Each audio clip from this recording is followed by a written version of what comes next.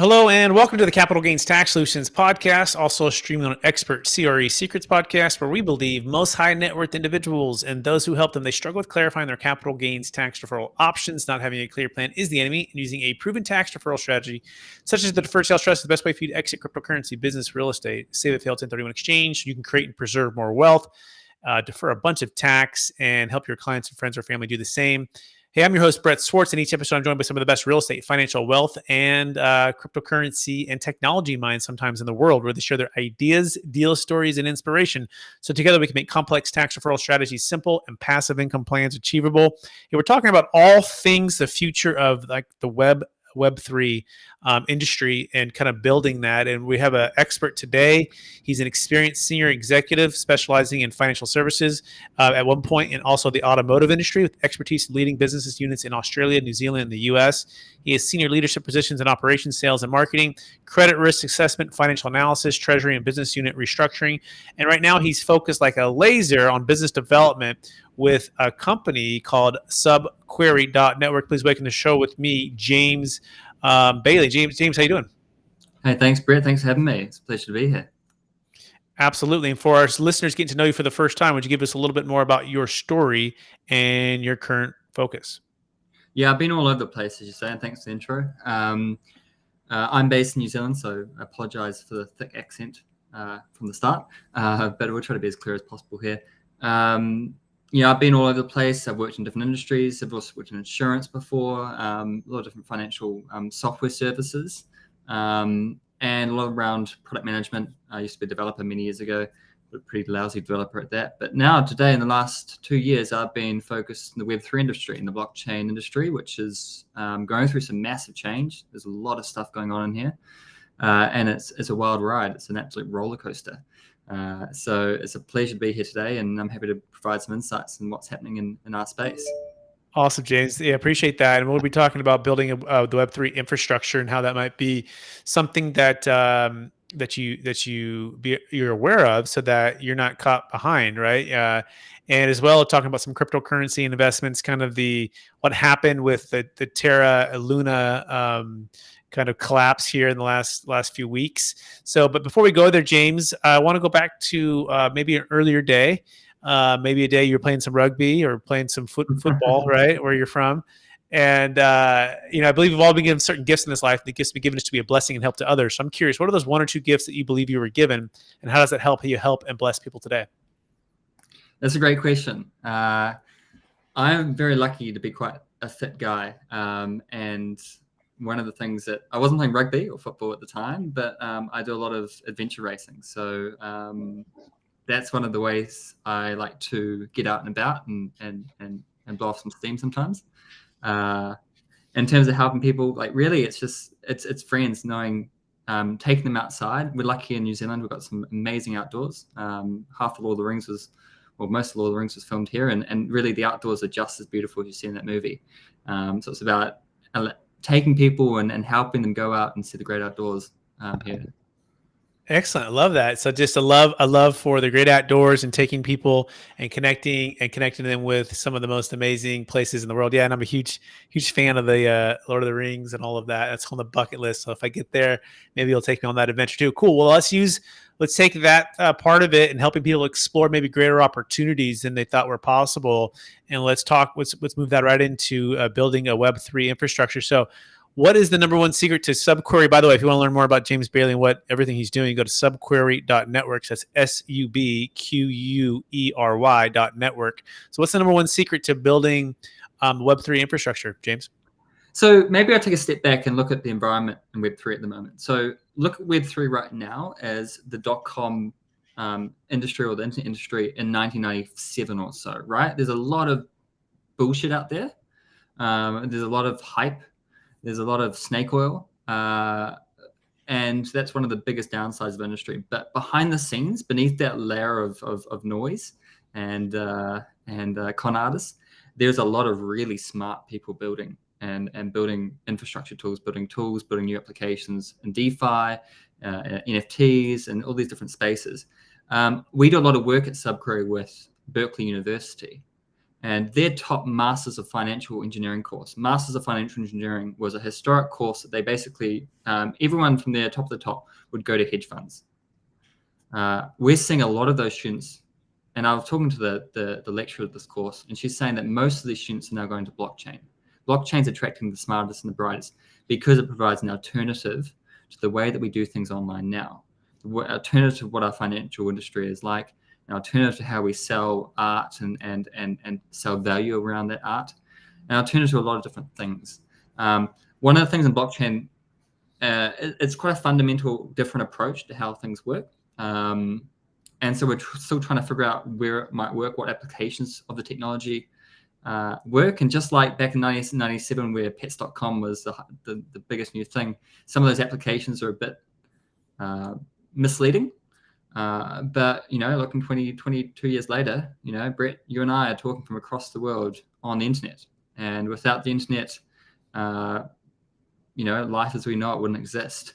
So regardless of all the hype, there's a lot of people building these infrastructure pieces that are going to hopefully be there in 2050. So at SubQuery, what we do is we focus on an infrastructure challenge. Now, blockchain is quite different from the internet. The internet runs on this concept of databases, right? If you store data somewhere, it's in a database. And a database, for those that aren't technical, it's like a big spreadsheet, okay? So you have this rows and columns of different data, and you can sort and search and filter those rows and columns just like you can in a spreadsheet. Blockchain is different. Blockchain is like a book. And every 10 seconds, a new page is written with that book. And that book has, for that page, we'll just have the last 10 seconds worth of transactions. So if we're doing a Bitcoin, for example, that page includes the last 10 seconds worth of transactions that have been made. So I sent you 10 Bitcoin, Brett. That record will be written in that book.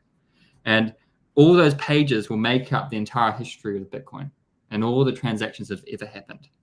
Now, if I want to find out how the last 10 transactions that I have made, if I want to look in a wallet to see that, just like in a book, I would have to go through every single page looking for the last 10 transactions I've ever made. It's the most inefficient way to store data if you want to query it.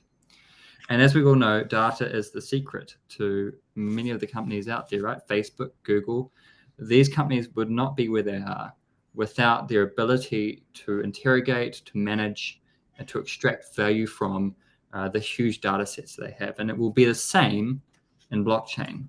So what SubQuery does is taking data from this book, this chain of blocks, this book of pages, same kind of concept, it's a blockchain, it's in the name. And constantly, every time blocks are added, we'll take that data out and put it into something more akin to a spreadsheet, to which you can use in these applications, and these wallets, and these NFT marketplaces, and these DeFi platforms, and then everything else that we'll be building in the future. It's a core piece of infrastructure, and it's one of those things that we're in the space right now in blockchain where we're building all these pieces of infrastructure so that we can build those next generations of websites, of applications, of mobile apps, or of platforms that the next generation of the internet could be built upon. Okay, so let me see if I've captured that. So we, first of all, the analogy I think of is like TV that used to be no color, right? And then there's TV in color. And then I even think about the original like dial-up internet where it's literally like, the phone number and it's, making all the noises. The AOL was the classic one, right? With all the little chirps and chimes, and it's taking forever. And then eventually data was able to be moved even quicker, right? And then there's fiber optics, and and then of course Wi-Fi came along, and then there's 2G, 3G, 4G, 5G, and then blockchain is almost like it's maybe seen in 2D to like 3D, but doing it so quickly and consistently updating, and then be able to extract that data. It's taking it to it's almost like it's taking it to like the nuclear level. Is that a fair summary of what I'm saying here, James, or where am I off here? So there's like we call Web3 because there's like 3 generations of the web, and blockchain is the third. So Web 1 is the age of like early dial-up Yahoo, where you go to a website and you'd read something that they had created for you. Okay, like you go to a newspaper article. That's an example of Web 1, where you go there and you read content that the owner of that website has created for you. Okay. Web 2 is different. Web 2 is the age of social media. It's the age of user-generated content. So A lot of people these days, they just get what they just read content and consume content on websites where anyone can generate it, and whatever's popular will be shown to me. Okay, Reddit, Facebook, Instagram, all these platforms. That's Web 2. Web 3 looks at Web 2 and says, okay, user-generated content is really powerful. But the problem is we all lost control of that content. Even though we create the content, we do all the hard work, we build these up, we are the product of these great big search giants that then use the data from that content, the insights from who likes it, and they use that against us. They serve us content that compounds our beliefs or creates bubbles. We can't really take that content and take it somewhere else. We can't do that. So Web3s are all around this mindset of ownership of that content. And the whole thing that Web3 enables, which is having a decentralized database, having a decentralized protocol where we own it and we control it, is that it's very transparent who owns that content and the rules over which you can use that. So well said. I think it's clicking even more here, right? And it's part of how this is connected with cryptocurrency and investing in the future of really business. Everything and community. in Web3 comes to that mindset, that political mindset of we should control what we create and what we do. We shouldn't, again, you send money, in New Zealand, we have a lot of migrant population from islands in the Pacific, like Fiji and Niue and Solomon Islands. And for example, they want to send money home. They got to go to Western Union. They got to send $100 back to their family, and Western Union takes 10% off that. And that money takes 2 weeks to get there. It's a terrible user experience, right? And that's not right. It seems strange. Why does this financial institution clip the ticket on everything? So that's the idea of DeFi, building that protocol to automate that and do that more efficiently. And that's the whole thing with Web3. Is how do we automate and make more efficient all the processes we do in real life? Absolutely love it. And by the way, I'm speaking with James Bailey. He's the head of business development. You can find him at subquery.network, subquery.network. That's SUBQUERY.network. So, okay, James, so take us to the next level. So once we've identified kind of what we're trying to solve for and what the problem is, so what is SubQuery practically going to do to help somebody get there on whether it be their business or their communication or their technology or their investing? Kind of walk us through that.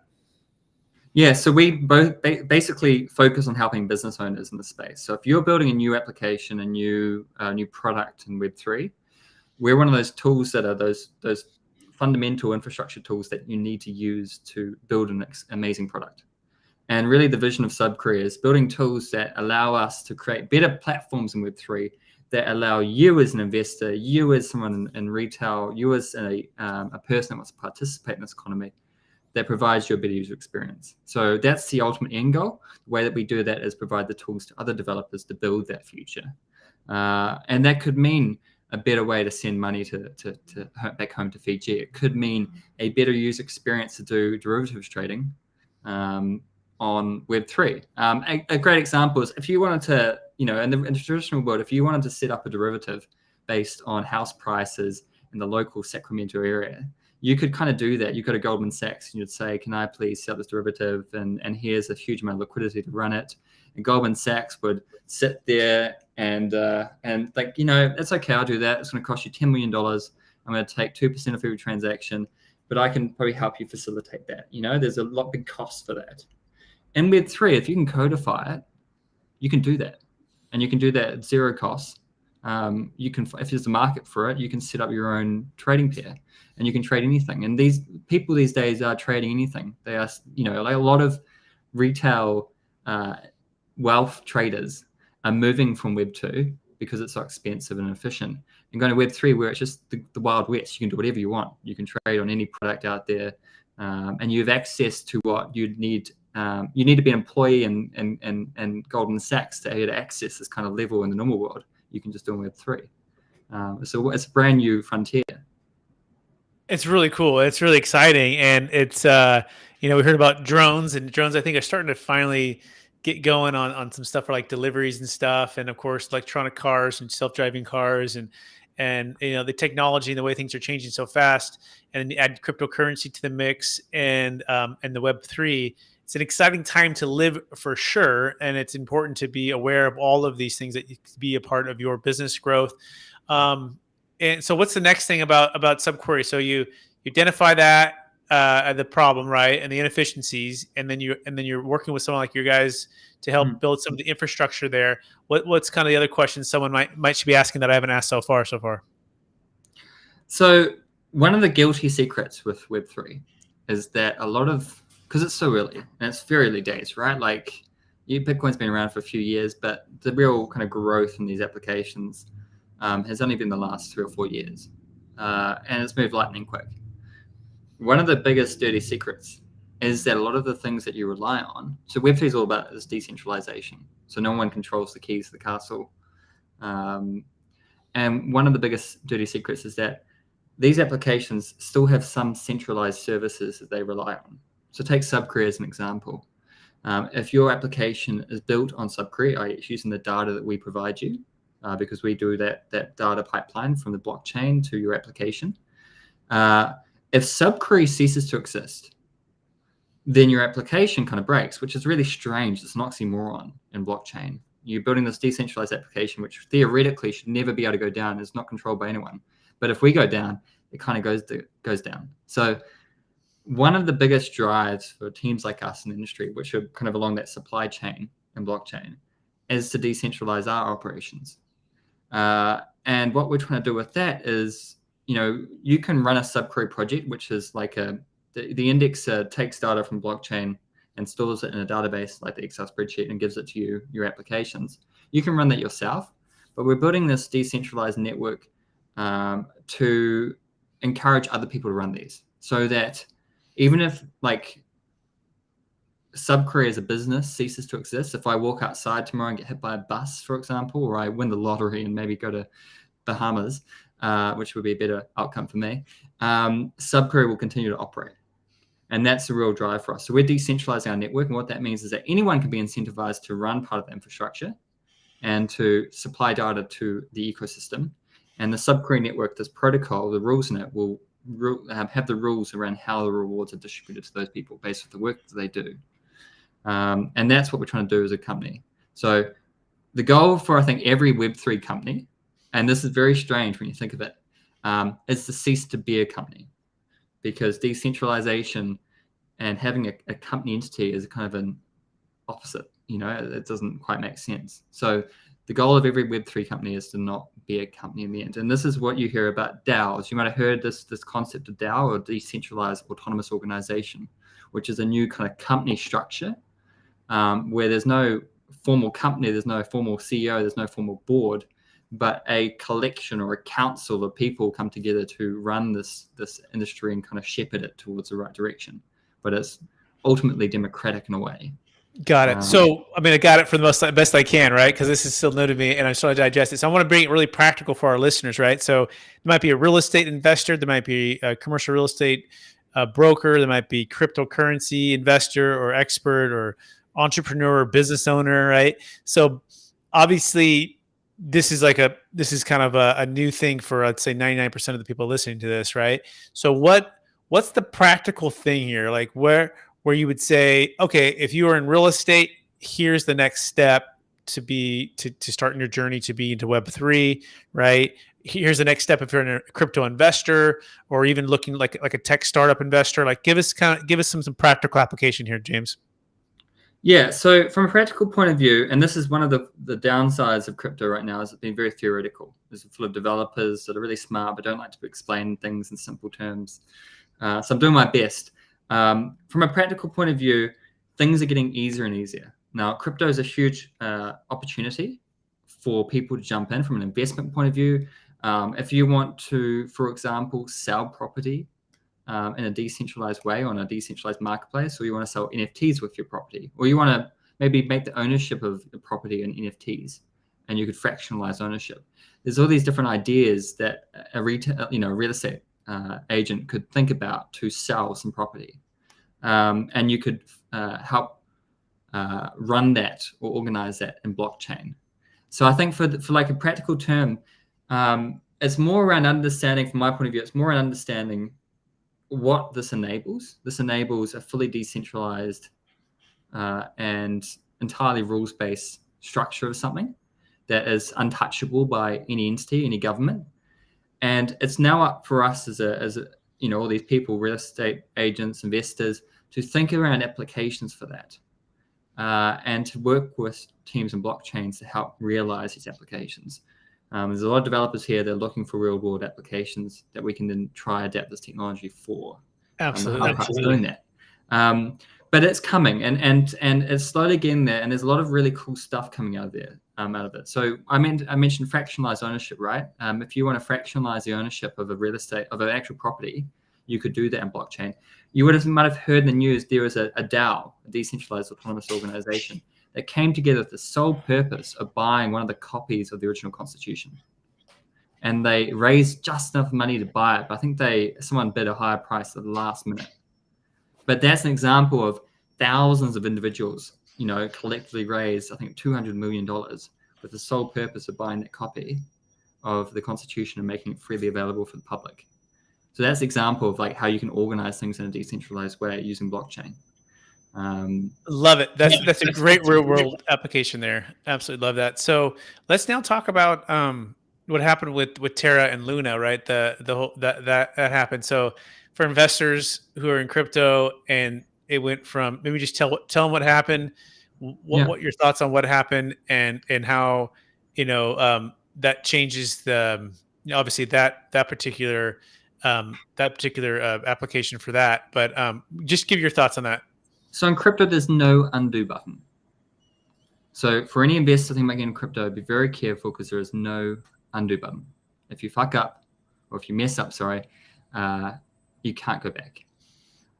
Now, what happened in Terra, and this was happened a couple of weeks ago, big market crash you might have heard about. There is this concept of a stable coin in crypto. Now, some crypto assets like Bitcoin are entirely speculative. It's like gold. But some crypto assets are modeled on a fiat or a stable asset. And a US dollar is a perfect example. So you have many different examples of crypto assets that are tied to the US dollar. So they're designed so that they have $1 US value. If I buy one US crypto dollar, it will be the same value in real life as one real US dollar. Okay. Terra was one of the biggest examples of a stable coin, of a stable coin. And the way that did that was using some complex math. And it was all new, right? Like we're trying some new stuff, and essentially there are two assets, and there's one stable coin and one other one called Luna. And as soon as the value of that stable coin, or that there was a high demand of that stable coin, which theoretically pushes the price up, so it goes away from that $1 US exchange rate, they would automatically sell Luna or reduce the supply of Luna to kind of counteract that. Okay, so you had this balancing act between these two entities. And it's kind of new. It's really cool, and it had billions of dollars worth of Terra in it, right? Like billions of dollars, because it was really working really well for a long time, and yeah, everything was great. And there was a bit of the leader of this organization, this Terra organization, was a bit of a cult personality on Twitter, and it's an example of don't always follow the loudest voice. But there was a big market move where someone dumped hundreds of millions of dollars of Luna in the space of a few minutes. And that's a big displacement, okay? And it knocked it off its peg. It knocked it off its dollar match. And that kind of scared investors, understandably so. And although people might have said the warning signs were there where this could happen, it's kind of like a macroeconomic issue, right? Like a lot of complex factors came into it. There was a lot of things moving around. There was a bit of a supply issue on the Luna side. But essentially what happened was, in the space of a week, tens of billions of dollars of value was lost. The price of this, what was meant to be $1 stablecoin, went to zero. The price of Luna went to zero. And investors lost I think it was like $60 million. $60 billion, like something ridiculous. It's the same as like burning Madoff, like that kind of level of fraud, or a loss to investors. It's a perfect example of how in crypto we're doing so many new different things. We're trying brand new ideas. Sometimes they work, sometimes they don't. People might say they saw it. People said they saw the GFC, but it still hurt a lot of people, and it still caused a lot of pain. One of the most amazing things, though, is we worked with a lot of people in this ecosystem, a lot of builders building stuff based on that stablecoin. Building DeFi products. And after this traumatic week, they lost all their money. This company lost all their money. Many companies like this, all their reserves were backed in this stable coin. It all went to zero. They lost all their money. And you would understand if you talk to a business, and a business is, operating in a country and that all their funds went to zero. You'd understand if they're like, maybe this is a bad idea. Maybe we shouldn't go into blockchain. Maybe we should kind of go back to the Web2 world, the real world. But all of them that we talk to are saying like, we're going to learn from this. We're going to move on, and we're going to keep building, and we're going to go somewhere new and do it there again, because they really believe in this future. Thanks for sharing that. It's great insight, and it's from. I mean, we help people defer capital gains taxes on the exit of highly appreciated cryptocurrency. So we're dealing with the exit, but we're by no means experts in the actual investing side of things. We rely on other people that are in that space, and so crypto investors show up to us, and they exit to defer the tax. And so, like we just did a Bitcoin case. She had bought Bitcoin for $30,000 to $50,000, and it went to 50 million. And when Bitcoin was at 54,000 a coin, she exited at 5 million to defer about 1.85 million. She lived in California, and that was a big way for her to diversify and exit. Now the coin ended up going up close to 69,000, but then it dropped to 25 or 20,000 here in the last month and a half. And so the ability to sell and diversify and defer that capital gains tax. I'm curious, James, someone who has $1 billion in Luna, right, or 100 million or a million or whatever, right? Yeah. If they have the ability to defer the tax, what would that mean for somebody to be able to sell high and defer capital gains tax? And I know I'm speaking for U.S. residents here. Every country has a little bit different thing, but I'm just curious on your thoughts on that. Yeah, I think it's different in every country. It's absolutely different in every country, right? One thing about businesses like SubQuery, a lot of crypto businesses will open their operations and register their company in a couple of different regions around the world. So Singapore, Bermuda, Cayman Islands, Portugal is also pretty good. There's certain, most jurisdictions, including the States, including New Zealand, where I am, haven't really formulated a lot of the rules that are required to clarify how they treat taxation on crypto assets, and not just exiting and not just selling crypto assets with fiat, but things like if we generate tokens at SubQuery, if we create a token which has a value, how do we tax that? Is that like taxed as if we issue shares, which it kind of like operates like, or is it taxed in a different way? It's very unclear. And this is an example, as you said, like drones before, where technology is just moving so much faster than our legal and financial systems. And we're not really stopping to like wait and say, hey guys, can you like clarify this before we go off and do this? So a lot of people in crypto don't really actually, like they exit a little bit, but they don't really pull out a huge amount because they just don't know. And it's different in every country. There's a lot of things coming through though these days that make it a bit easier. So there's a lot of services that make doing your taxation a lot easier. So some states, some countries will tax you on every single transaction you make. Some will tax you just when you put it in and bring it out. It's very different, and it's very different in every jurisdiction. I like quite now that we've got there's now some products like Crypto.com card and Wirex card. If you're a big fan of Formula One, you might see Crypto.com up all the time. Where you can buy a Visa card, and that's linked directly to your crypto assets. And every time you purchase something in the real world, it sells a little bit of your crypto assets. So life's getting easier. But in terms of big whales moving assets in and out, it's still very difficult. I can't promise, I can't tell you exactly the best way to do it, the silver bullet, because as I say, it depends on every state, every jurisdiction. You really have to talk to a taxation expert in your local area because it completely is different in every place. Absolutely. Thanks for sharing that. And just in case people are wondering, you're in the U.S., can you defer taxes on the sale of Bitcoin, other cryptocurrencies, NFTs? The answer is yes. It's called a Deferred Sales Trust. We did it for another client who had Ethereum. They bought it for about 100,000. It went to 13 million, and they exited about 7.5 million starting on August 1st of last year. And we're able to get Ethereum when it was about 3,000 a coin and then about 4,000 a coin. And so it's done very well for them. And now, Ethereum, I think it was low as 1,500 a coin. It had dropped, more than half. But the key is selling high and diversifying and be able to buy low. You can do that now. It is possible using the Deferred Sales Trust. You can go to capitalgainstaxsolutions.com if you want to learn more about that. It's capitalgainstaxsolutions.com. That being said, James, we're running out of time. Are you ready for the lightning round? Let's do it. All right. Knowing what you know now, if you go back to your 20-year-old self, what's the one golden nugget you'd make sure to tell yourself to do? Buy Bitcoin. Perfect answer. Love it. Question number 2. What's the number one book you've recommended or gifted the most in the past year? I've been reading in the past couple of months Peter Thiel's book, 0 to 1. I quite enjoyed that. It talks about how you go from building something completely new, not just improving something, but something completely new. And it's got a lot of good nuggets in there. Fantastic. Question 3. What's the number one leadership quote or theme that you strive to live by? Lead by example. There's nothing more. I think leadership's best expressed when the people that work for you know that you can do it, but want to do it for you better because they know how busy you are and how you need to work as a team. Love it. Second to last question. What are you most curious about right now?